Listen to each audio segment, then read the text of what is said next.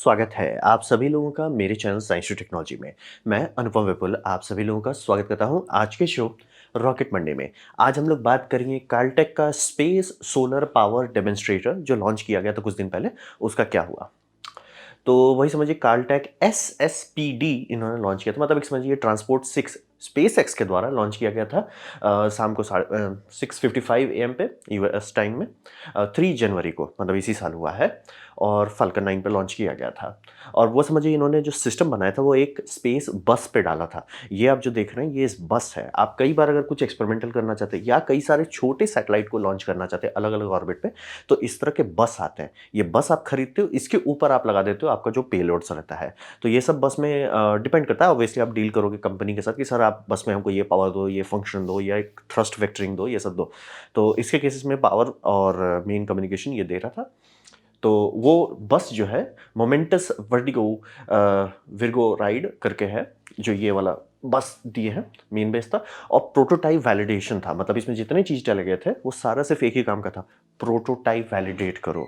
यानी कि मैं कह रहा हूँ वो काम कर रहा है कि नहीं वो कैसे चेक करेगा, तो प्रोटोटाइप को स्पेस में टेस्ट करना होगा। तो ये पूरा सिस्टम सिर्फ इसलिए बनाया गया कि स्पेस से पावर हम लोग ला सकते हैं कि नहीं, उसका प्रोटोटाइपिंग का तो मतलब कहीं ना कहीं तो स्टार्ट करना पड़ेगा। तो यहीं पे स्टार्ट करने का बात हुआ। तो मतलब इसमें पार्ट्स क्या था, तो 3 मेजर पार्ट्स है। पहला है DOLCE, यानी कि ये वाला नौटंकी, कि मतलब एक्चुअली इनका आइडिया ये है कि हम लोग सोलर सैटेलाइट लॉन्च करें, जिसे फ्लाइंग कारपेट ये कह रहे हैं। बड़े बड़े होंगे, ये तो छोटा है। उनका टारगेट है उससे भी बड़ा बड़ा लॉन्च किया जाए, अराउंड 50 मीटर बाय 50 मीटर करेंगे। और उनका एम है कि वो 50 मीटर बाय 50 मीटर पैक्ट करके 1 मीटर बाय 1 मीटर के बॉक्स में रखा जाएगा। मतलब थोड़ा बड़ा होगा, मतलब एक वॉशिंग मशीन के साइज से समझ लीजिए, लेकिन खुल के 50 मीटर बाय 50 मीटर हो जाएगा। तो ये उसका प्रिंसिपल टेस्ट था कि जो ओरिगामिक स्ट्रक्चर पे ये फोल्ड करना चाहते हैं क्या वो काम करता है कि नहीं। ये टेस्टिंग इन्होंने स्पेस में किया। फिर हो गया ALBA, इसका मुझे फुल फॉर्म मिला भी नहीं। इसमें 32 टाइप का PV पैनल दिए हैं, यानी कि ये वाला जो आप देख रहे हैं, इसमें इतने सारे जो मॉड्यूल दिए गए हैं, क्योंकि समझिए सोलर पैनल्स के बहुत टाइप आते हैं। आप और हम जनरली 3 या 4 तरीके का देखते हैं, लेकिन स्पेस में अगर आप जाना चाहते हैं तो बहुत सारे ऑप्शंस हैं। और बहुत सारे जो धरती में काम करता है स्पेस में नहीं कर पाता, स्पेस का इन्वायरमेंट उसको स्वाहा कर देता है। तो उसमें अलग पूरा एक रिसर्च फील्ड है। तो आप कैसे जानोगे कौन सा सेल सबसे बढ़िया सूट करेगा, एक काम करो सबको टेस्ट करो। तो वही 32 सेल को डाल के टेस्टिंग कर रहे हैं, सबका पावर वोल्टेज कैसा वो है, कैसे डिग्रेड कर रहा है, हर चीज को कलेक्ट किया जा सकता है। तो सैंपल बहुत बड़ा रख दिए कि भैया सारे केमिस्ट्री टेस्ट कर दो। फिर हो गया मेपल, MAPLE, यानी कि ये वाला जो चेंबर आप देख रहे हैं, ये चेंबर में तिगड़म ये है कि एक लाइट बल्ब है और एक ये है क्या बोलते हैं, माइक्रोवेव एंटीना है। और पावर वायरलेसली ट्रांसफर करना है ये दोनों के बीच में। मतलब भैया इतनी सुन जगह के बीच में वायरलेसली क्यों कर रहे हैं, बात है वायरलेस ट्रांसमिशन धरती में करके देख चुके हैं, किसी ने अभी तक स्पेस में करके नहीं देखा है। तो ये करके देना, मतलब बोले प्रोटोटाइप ऐसे ही होता है, एकदम बेसिक चीज आप करते हो कि एकदम बेस लेवल पे जाओ तभी पता चलेगा ये होगा कि नहीं। क्योंकि टेक्निकली ये सारा चीज एक में होना चाहिए था, मतलब ये इसमें कारपेट में, लेकिन अभी वहां तक नहीं पहुंचे, तो स्टेप बाय स्टेप ही ना टेस्टिंग होगी। तो यही 3 पार्ट का टेस्टिंग अलग अलग तरीके से करने के लिए वो बस के ऊपर डाले, बस से लॉन्च कर दिया स्पेस एक्स के द्वारा। तो अब बात करते हैं रिजल्ट क्या हुआ। तो रिजल्ट हुआ कि ये सक्सेसफुल काम कर गया, जो जो ये करना चाह रहे थे हो गया। ये फोटो आपको हर जगह मिलेगा, इसमें मतलब जो सैटेलाइट लोकेशन के ऊपर से जा रहा था, तो इनको डेटा मिल गया कि ये जो चेंबर सिग्नल इधर से उधर भेज रहा है, जो लाइट LED चालू करने के लिए LED जल रहा है, पावर ट्रांसफर हो रहा है, सिग्नल नहीं। मैं क्लियर कर देना चाह रहा हूँ, ऐसा नहीं कि वाईफाई सिग्नल है, सिग्नल नहीं भेज रहा है, एनर्जी भेज रहा है। ये दोनों में बहुत बड़ा अंतर होता है। तो प्रूफ ऑफ कॉन्सेप्ट जो था वो गो कि मतलब क्या ऐसा हो सकता है, वो कर दिया गया। और माइक्रोवेव में क्यों कर रहे हैं वो, अगर आप मेरा वीडियो देखे होंगे स्पेस सोलर के बारे में तो क्लियर कर दिया, उसमें ये करना बहुत आसान होता है, यानी कि बीम फॉर्मिंग। और दूसरी बात, अगर आपके आसपास माइक्रोवेव जा रहा है, जब तक उसका कॉन्सेंट्रेशन बहुत ज़्यादा नहीं है, जैसे मान लीजिए ये पॉइंट बहुत ज़्यादा हाई इंटेंसिटी का नहीं है, तब तक आप आराम से उसके इर्द गिर्द रह सकते हैं, चिड़ियाँ उड़ के जा सकती है, उसका कुछ खास नहीं बिगड़ा। मोबाइल टावर से वही निकलता रहता है। जब तक बहुत हाई कॉन्सेंट्रेशन नहीं हो कुछ नहीं होगा। तो और टारगेट ये रहता है कि वो स्पेस से अगर धरती में भेज रहे हैं, बाय डिफॉल्ट हम लोग कितना भी हाई तौबा कर लें वो बहुत फैल जाएगा, कुछ एक स्क्वायर किलोमीटर में फैल जाएगा। तो बाय डिफॉल्ट अगर कई गीगावाट भी भेज रहे हैं, 10 गीगावाट भी भेज रहे हैं, उतना स्क्वायर किलोमीटर में फैलाने के बाद आउटपुट आता है सर वो कुछ मीटर, मतलब ये कुछ वाट पर मीटर स्क्वायर होता है।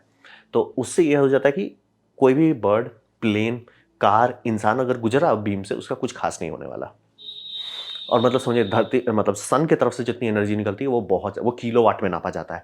तो सन से कम एनर्जी जो है ये आ रहा है। तो दिन में भी ऐसा नहीं होगा कि ओ जी एकदम आग लग रहा है, लेज़र लग रहा है, वैसा कुछ नहीं होगा। तो इसीलिए माइक्रोवेव प्रेफ़र किया जाता है और ये नॉन आयनाइज़िंग रेडिएशन है, सारे वेदर्स में काम करता है, तो काफ़ी अच्छा है। और वही समझिए कि इधर से इधर में वाट ट्रांसफ़र हो गया स्पेस में, तो रिज़ल्ट पॉज़िटिव डायरेक्शन पे गया। अब बात करते हैं इसके पीछे एक कंपनी है जो कि इंपॉर्टेंट है। क्यों इंपॉर्टेंट एग्जैक्टली मैंने उस पर खुदाई नहीं की, वो इतना इंटरेस्टिंग नहीं लगा मुझे। लेकिन मतलब ये कंपनी बड़ा ऊट पटांग चीज करना चाहती है। अगर आप लोगों को पता होगा बीच में लोगों को एक ब्रेन डैमेज हुआ था जिसे हम लोग लाईफाई कहते थे, कि हम लोग वाईफाई को हटा के इंफ्रारेड से हम डेटा भेजेंगे। तो पहले तो डायरेक्ट वैसा ब्रेन डैमेज नहीं हुआ, पहले ये हुआ कि हम एलईडी जो लाइट रहता है ना उसको फ्लिकर करके आपका ये करेंगे, और फ्लिकर इतना फास्ट होगा हमें नहीं दिखेगा। बाद में किसी ने बोला सर अगर लाइट बंद करके कोई कुछ करना चाहता है तो अच्छा, तो एक काम करते हैं इंफ्रारेड से करते हैं। तो एक काम करते हैं सर लाइट से फिर जोड़ने का क्या फ़ायदा है, इंफ्रारेड का इमीटर रखो। फिर किसी को समझ में आया कि एक मिनट, ब्लूटूथ से पहले हम लोग इंफ्रारेड यूज़ करते थे, सारे फ़ोन में इंफ्रारेड आता था। बाद में हम लोगों ने ब्लूटूथ में गए क्योंकि लाइट से ज़्यादा बेटर होता है रेडियो वेव पे चलना। तो ये लिटरली वही लाइफ है। तो क्या लाइफ है 100% यूज़लेस है? नहीं, मतलब उसका एक यूज़ है जो एयर फाइबर करके कहते हैं। वो फाइबर जितना रिलायबल नहीं है, लेकिन बहुत जगह अगर फाइबर आप लगा ही नहीं सकते तो एयर फाइबर बहुत बढ़िया काम करता है। तो ये लोग भी, कंपनी जो है जो इस पे काम कर रही है, कैलटेक को ये कर रही है, मतलब फंड कर रही है। उनका है कि हम ये जो गुरु नाम दिया है, मतलब सबको आजकल इंडियन नेम ही डालना रहता है, तो ठीक है गुरु इन्होंने नाम दे दिया। ये है कि हम हर जगह ना प्लग वायर ये सब हटा देंगे। मतलब देखिए आपका ऊपर में वो रहेगा, ट्रांसमीटर रहेगा, और नीचे आपके सारे डिवाइसेस में एनर्जी आता रहेगा। आई एम लाइक सर हर चीज़ को बदल देने की ज़रूरत नहीं है। ये काफ़ी लोग नोटिस कर रहे हैं कि सिलिकॉन वैली का एक दो चीज़ चल गया ना सक्सेसफुल, जैसे आपका नेटफ्लिक्स सक्सेसफुल हो गया, अमेजॉन सक्सेसफुल हो गया, एप्पल सक्सेसफुल हो गया, कुछ काफ़ी अच्छे खासे चीज़ सक्सेसफुल हुए। तो अब है ना कि हर चीज़ को रिवॉल्यूशनाइज़ कर दो। मतलब कि ये बक्सा है, सर ये बक्सा में हम टेक्नोलॉजी डाल देते हैं। सर ज़रूरत नहीं है सर, वो बक्सा है। मतलब वही बात है कि ये सब करने का क्यों ज़रूरत है? हम लोगों ने पूरी पृथ्वी जला दी इनएफिशिएंसी के चलते। यहाँ पे सर आप इतनी सारी इनएफिशिएंसी क्यों डाल रहे हैं? ताकि किसी को बस ये मेहनत नहीं करना पड़े प्लग लगाने। और बाय द वे आजकल तो वो भी बड़ी बात नहीं है, क्योंकि आपका टेबल के नीचे बहुत जो महँगे-महँगे कॉन्फ्रेंस टेबल होते हैं उसमें ये रहता है, वायरलेस चार्जिंग रहता है। तो क्या कर रहे हैं? मतलब लिटरली बस, और ये ताज़ा है बाय द वे, ऐसा नहीं कि मैं कुछ साल पहले की बात कर रहा हूँ, ये कुछ महीने पहले की बात है। ये कि देखिए ये वायरलेस ट्रांसमीटर है, उससे ड्रोन उड़ता रहेगा, आप ऊपर ब्लॉक कर दोगे तो ये हो जाएगा। और इसके पीछे सब मैं एकदम तार हटा देना चाहता हूँ, इसलिए शांति से बैटरी डाल के कर लो यार। मतलब वही है कि मतलब स्पेस से धरती में लाना सेंस बनता है, क्योंकि कोई और ऑप्शन नहीं है। ऑसम, ज़रूरी है। धरती में आ जाने के बाद आपको ज़रूरी नहीं है तार हटाना, आप तार ही डालना चाहोगे, तार एफिशिएंट होता है। मतलब एफिशिएंसी, जैसे हाइड्रोजन के चक्कर में लोग मतलब बस हुलुलुलु करते रहते हैं, यहाँ पे भी वही हो रहा है कि इसलिए सर स्पेस से धरती तक तार नहीं बिछा सकते। तो वहाँ पे ये करना ज़रूरी है, बहुत बढ़िया बात है। लेकिन जहाँ पे आपको कोई प्रॉब्लम नहीं वहाँ पे सॉल्व करने वाला है, तो वही है, मतलब पावर वायर से अब हेट कर रहे हैं कि हम पावर वायर हटाना चाहते हैं। इसलिए सर पावर वायर आपको अभी भी उसमें तो डालना पड़ेगा ना। और ये पूरा रूम गर्म होगा ज़बरदस्ती का बेमतलब है, क्योंकि inefficiency directly translates to heat. Heat AC बोलेगा हाँ बेटा अब हमारे भूंजने मिले थे। तो वही मुझे एकदम ऑड लगा ये गुरु कंपनी का। मतलब नाम तो गुरु है लेकिन काम तो अजीब लगा मेरे को। मतलब फंडिंग कर रहे हैं, टेक्नोलॉजी सही है, लेकिन सर स्पेस में रखिए। ज़बरदस्ती का मत ऑफिस में ठूस दीजिए। तो अब बात करते हैं भविष्य में क्या होगा। तो यहाँ पे समझिए कि अभी बहुत सारा काम करना बाकी है, क्योंकि सबसे बड़ा लिमिट जो है वो है कि इन्होंने स्पेस में लॉन्च किया, बहुत बढ़िया बात है, स्पेस में टेस्टिंग किया, बहुत बढ़िया। वो बात आधा सच है, क्योंकि एक्चुअली करना ये है कि स्पेस में एनर्जी बनाना है और उसे ट्रांसमिट धरती में करना है। वो अभी तक नहीं हुआ है। कि मतलब आपने मान लीजिए 1 मेगावाट का सोलर फार्म डाल दिया स्पेस में, वो एनर्जी ले रहा है, वो एनर्जी ट्रांसफ़र कर रहा है, तब ना हम लोग जानेंगे सर 1 मेगावाट का मान लीजिए वो फार्म स्पेस में है, तो कितना हमें मिल रहा है, कितना एफिशिएंसी। मतलब एक होता है कि पेपर पे कैलकुलेट करो, पेपर पे तो हर चीज़ काम करता है। रियल में कितना ट्रांसमिट हो रहा है, वो पता कैसे चलेगा? तो उसका एक ही तरीका है कि एक्चुअली आप बना के टेस्ट करो, वो टेस्टिंग अभी तक नहीं हुआ है। तो इसीलिए मतलब रियल वर्ल्ड एफिशिएंसी उतने हज़ार किलोमीटर, जैसे कुछ-कुछ डिज़ाइन में है कि जियो स्टेशनरी में डाल दिया जाएगा, ठीक है, बहुत बढ़िया बात है। उससे आपको ये कितना देर आप सन साइड फेसिंग रहेंगे वो ज़्यादा है, और कितना देर आप शैडो में जाएँगे वो सिर्फ़ 1 घंटा रहता है। क्योंकि मतलब ऑर्बिट बहुत बड़ा है, 36,000 किलोमीटर है ना, बहुत बड़ा ऑर्बिट है। तो आप बहुत देर धरती के शैडो में नहीं जाएँगे, जबकि लो अर्थ ऑर्बिट पे अगर आप करते हैं, तो ऑलमोस्ट हर 20 मिनट में आप ये शैडो पे चले जाता है, 50% ऑन टाइम मिलेगा। जियो स्टेशनरी पे ऑन टाइम आपका ऑलमोस्ट 20 घंटे से ज़्यादा हो सकता है। तो यानी कि आपका जो सोलर फार्म है 20 घंटा चलेगा, और अगर आप बड़ा देश हो जैसे कि अमेरिका, 2 से 3 टाइम ज़ोन तक फैला हुआ उनका ज्योग्राफी है, तो लिटरली ऐसा कर सकते हैं कि 2 एज में ये लगा दें, क्या बोलते हैं, सोलर सैटेलाइट लगा दें, और एक हमेशा चलता रहेगा 24/7। पॉसिबल है। तो ये सारी चीज़ अभी टेस्टिंग नहीं हुआ। अभी हम लोग ये नहीं कर पाए कि भाई मतलब लो अर्थ ऑर्बिट पे सिर्फ़ ये कर रहे हैं कि एक बॉक्स के अंदर इधर से उधर हो रहा है। कुछ नहीं किए थे, अभी ये टेस्टिंग हुआ, बहुत अच्छी बात है, लेकिन अभी गाड़ी बहुत दूर ले जाना है। मतलब कि सर वो 500 किलोमीटर की ऊँचाई से आपको 35,000 किलोमीटर की ऊँचाई पे ले जाना है। तो दिल्ली थोड़ा दूर है। और दूसरी बात ये समझिए कि मेरा फ़ेथ जो है कि सोलर से ये कर सकते हैं, हाँ, कर सकते हैं। सोलर फोटोवोल्टेइक से कर सकते हैं? ना, यहाँ पे मेरा भरोसा फोटोवोल्टेइक्स पे बहुत कम है। मतलब फोटोवोल्टेइक धरती में तो जीत गए, धरती में सोलर थर्मल फ़ेल हो गया, तो स्पेस में ऐसा क्या है? बात है स्पेस में जब ये कोई भी आप सामान बनाते हो वो ज़ीरो जी एक्सपीरियंस करता है। यानी कि जब हम लोग धरती में खूब बड़ा-बड़ा मिरर बनाना चाहते हैं, प्रॉब्लम होता है ग्रेविटी का। ग्रेविटी के चलते बहुत बड़े-बड़े डिश नहीं बना पाते, तो छोटे-छोटे बनाने पड़ते हैं और उसे मजबूत बनाना पड़ता है, बड़ा बनाना पड़ता है। फिर होता है एटमॉस्फेयर। एटमॉस्फेयर के चलते उसे आप बहुत स्ट्रॉन्ग बनाना पड़ता है, मतलब एक फॉइल लगा नहीं सकते, हवा तोड़ देगा उसको और डस्ट उसके ऊपर क्लीन करते रहना। स्पेस में ये सब समस्या हट जाता है। तब बहुत कम दाम में आप फॉइल से बहुत अच्छा, बहुत बड़ा रिफ्लेक्टर बना सकते हैं। और सबसे बड़ा बात ये होगा कि वो फोटोवोल्टेइक से सस्ता होगा। स्पेस में मैं क्लियर कर देना, स्पेस सोलर थर्मल ज़्यादा प्रैक्टिकल होगा, क्योंकि ये लॉजिक लगता है एंड में कि आपका हॉट साइड कितना हॉट है, कोल्ड साइड कितना कोल्ड है, उससे आप वर्क निकाल सकते हैं। तो ये दोनों के बीच का डेल्टा है, यानी कि कितना का अंतर है, वो आप बहुत कर चाहोगे।